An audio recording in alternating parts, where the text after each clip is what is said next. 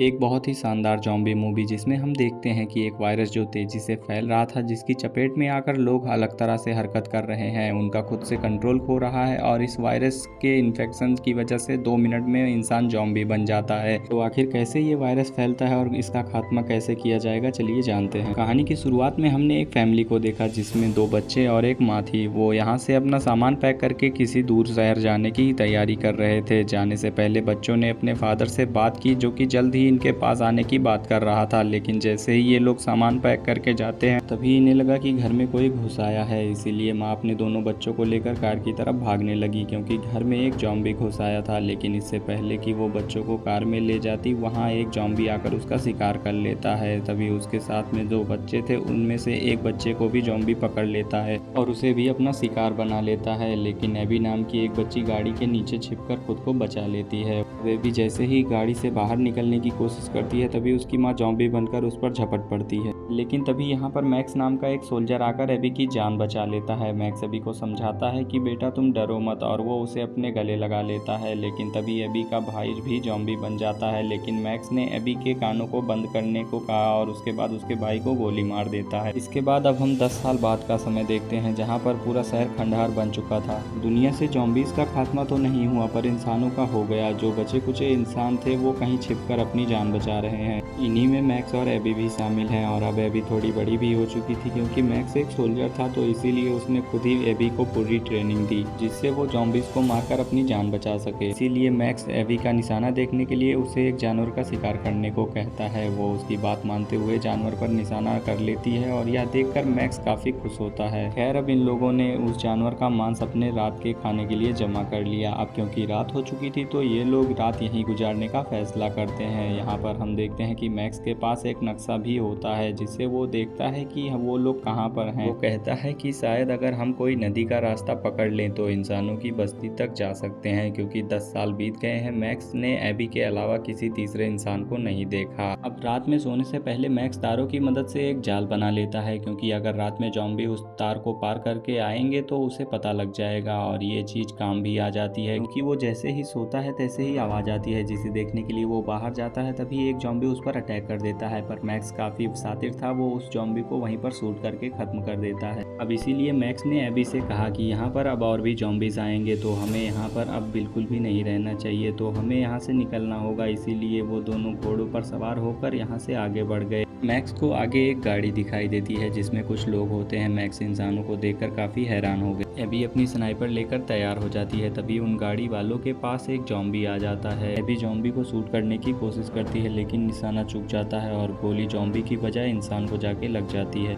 ये देखकर मैक्स काफ़ी गुस्सा होता है और उससे कहता है कि मैंने तुम्हें मना किया था, फिर भी तुमने ऐसा क्यों किया। इसीलिए मैक्स को उस जख्मी इंसान को मारना पड़ता है और उसके बाद ये लोग गाड़ी के सभी ज़रूरी सामान को लेकर यहाँ से जाने लगे। लेकिन यहाँ पर तभी कई सारे लोग गाड़ी लेकर आ जाते हैं और मैक्स और एबी को घेर लेते हैं। वो कहते हैं कि तुमने हमारे आदमी को क्यों मारा, ये करके तुमने अच्छा नहीं किया, अब तुम भी मारे जाओगे। लेकिन तभी गाड़ी के अंदर से मेगन नाम की एक औरत बाहर निकल कर आई। वो मैक्स से कहती है कि देखो, हम बुरे लोग नहीं हैं, हम तुम्हें नुकसान नहीं पहुंचाना चाहते। लेकिन तभी यहाँ पर हजारों की तादाद में ज़ॉम्बीज़ आ जाते हैं, क्योंकि उस ज़ॉम्बी के मरने की खबर बाकी ज़ॉम्बियों को लग चुकी थी, इसीलिए वो यहाँ पर आ चुके हैं। अब यहाँ पर मैक्स और बाकी लोग मिलकर उन ज़ॉम्बी पर हमला करना शुरू कर देते हैं, लेकिन वो कम ही नहीं हो रहे थे। यहाँ पर हमें इंसान और ज़ॉम्बीज़ के बीच में कमाल की लड़ाई देखने को मिली। लेकिन इस लड़ाई के दौरान मैक्स, एबी, मेगन और उसका पति जेम्स 2 गाड़ी लेकर सवार होकर वहाँ से निकल जाते हैं, लेकिन बाकी के सारे लोग मारे जाते हैं। अब मैक्स ने क्वेश्चन किया कि तुम लोग कौन हो और आखिर यहाँ पर क्या कर रहे थे। मेगन कहती है कि यहाँ से कुछ दिन की दूरी पर एक कॉलोनी है जहाँ पर इंसान रहते हैं, वहाँ पर सारी सुविधाएं हैं और मेरा बच्चा भी इस दुनिया में आने वाला है, तो इसीलिए मैं कॉलोनी जाना चाहती हूँ ताकि मैं बच्चे के साथ रह पाऊँ, जिससे कि मेरा बच्चा भी बाकी इंसानों के साथ अच्छी ज़िंदगी बिता सके। लेकिन हमारे लोग मारे गए। मैक्स ने कहा, यहाँ कोई कॉलोनी नहीं है, पिछले 10 साल से मैं यहीं भटक रहा हूँ। इसी बीच इनकी गाड़ी खराब हो जाती है, जिसकी वजह से इन लोगों को अब आगे का सफ़र पैदल ही शुरू करना पड़ा। अब आगे जाने के बाद इन्हें एक सोसाइटी नज़र आती है जहाँ काफ़ी बड़ी बड़ी बिल्डिंग थी, लेकिन ये जगह पूरी तरह से वीरान थी, कोई भी इंसान नहीं था। इसीलिए ये लोग रात यहीं पर बिताने का फैसला करते हैं। रात में मैक्स जेम्स और उसकी वाइफ मेगन से कहता है कि हम नदी से चलेंगे तो हो सकता है कि वहाँ पर कोई इंसानों की बस्ती हो, लेकिन मेगन कहती है कि तुम्हें भी हमारे साथ चलना चाहिए, तुम भी सेफ रह सकते हो। एबी मैक्स को समझाती है कि हमें यहाँ से जाना चाहिए और हो सकता है कि वहाँ पर कोई कॉलोनी हो, और मैक्स भी उससे चिल्लाता है और कहता है कि तुम्हारे गोली चलाने की वजह से ही हम यहाँ पर फंसे हुए हैं, हम इनके साथ नहीं जाएंगे, अगर हम जाएंगे तो हम मर सकते हैं। पर वो एबी की खुशी के लिए मान जाता है क्योंकि उसने एबी को अपने साथ एक बेटी की तरह पाला था। सुबह जैसे ही ये लोग निकलने वाले होते हैं तभी यहाँ पर एक जॉम्बी आ जाता है और एबी पर हमला कर देता है, लेकिन लड़की भी खतरनाक थी, इसने जॉम्बी को बिल्डिंग से नीचे गिरा दिया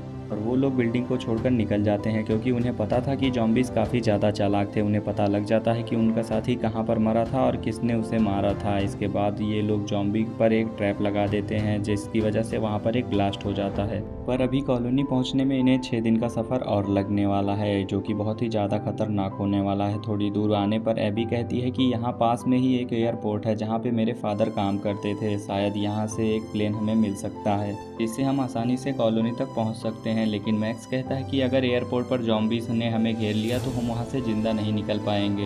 और एबी कहती है कि हमें ये रिस्क लेना चाहिए, अगर हम कामयाब हुए तो हम सबकी जान बच जाएगी। मैक्स के पास कोई और रास्ता भी नहीं था, वो लोग इनका दिमाग खा रहे थे, इसीलिए मैक्स भी हाँ कर देता है। इसके बाद ये लोग एयरपोर्ट पर आ गए। फिर उसके बाद यहाँ पर इन्हें बहुत ढूंढने के बाद कोई प्लेन नहीं मिला। मैक्स कहता है कि मैंने पहले ही कहा था, हमारी मेहनत बर्बाद हो गई। लेकिन तभी उन्हें एक गैराज मिलता है जहाँ पर एक प्लेन मिल जाता है, तो ये लोग देखकर प्लेन को बहुत खुश होते हैं। लेकिन ये प्लेन ख़राब था, इसीलिए जेम्स उसे सही करने लगता है क्योंकि जेम्स एक मैकेनिक था। जब तक वो प्लेन ठीक करता तब तक मैक्स और एबी घूमने चले जाते हैं। मैक्स को ढेर सारे जॉम्बी आते हुए दिखते हैं। वो जल्द ही यहाँ पर जेम्स के पास आता है और कहता है कि जल्दी से प्लेन को ठीक करो वरना जॉम्बी हमारे पास आने वाले हैं।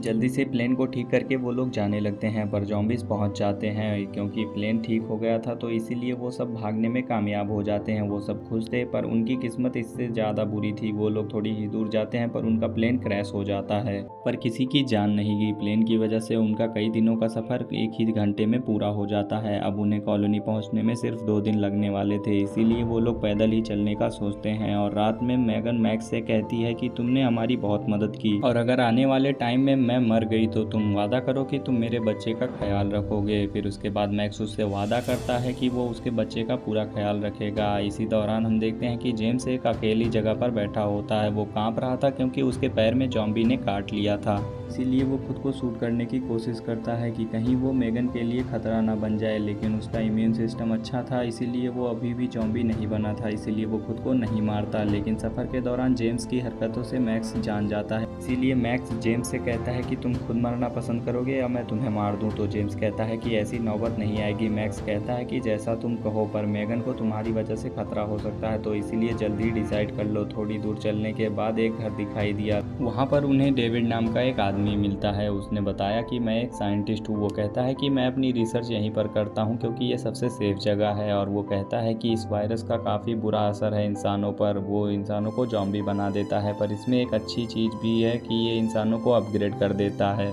जैसे कि कमज़ोर इंसान जॉम्बी बनकर ख़त्म हो जाएंगे पर ताकतवर जिंदा रहेंगे। उसकी बातों से सबको बहुत अजीब लग रहा था। वो सोच रहे थे कि कहीं वायरस किसी ने तो नहीं फैलाया। इससे पहले कि वो और कुछ सोचते वो बेहोश हो गए क्योंकि डेविड ने उनके जूस में नशे की दवाई मिलाई थी। पर सिर्फ जेम्स बेहोश नहीं होता क्योंकि उसे कोई भी असर नहीं होता। जेम्स पर वायरस बढ़ रहा था और वो डॉक्टर पर जैसे हमला करने की कोशिश करता है तो वो अपने डिवाइस से उसे रोक लेता है क्योंकि उसने एक ऐसा डिवाइस बनाया था जिसकी फ्रीक्वेंसी से वो किसी भी जॉम्बी को कंट्रोल कर सकता था। डेविड सबको बंदी बना लेता है और जैसे ही वो लोग होश में आते हैं तब उनसे कहता है कि तुम लोग मेरी वाइफ से मिलना चाहोगे ज़रूर। फिर उसकी वाइफ को वो अपने पास लाता है क्योंकि वो एक जॉम्बी बन चुकी थी। वो उसकी भूख मिटाने के लिए इंसानों को पकड़ता था, लेकिन जेम्स उस पर हमला कर देता है और सभी को आज़ाद कराकर भागना शुरू कर देता है। उन्होंने डेविड की गाड़ी भी ले ली, उसके पीछे हजारों जॉम्बीज भी पड़ जाते हैं। जंगल में पेड़ गिरा हुआ था जिसकी वजह से गाड़ी छोड़नी पड़ी और वो सभी जॉम्बी के बीच में फंस चुके थे। जेम्स कहता है कि मैं जॉम्बीज को रोकता हूँ, तुम सब आगे की ओर बढ़ते रहो क्योंकि मैं थोड़ी देर में वैसे भी जॉम्बी बन जाऊंगा।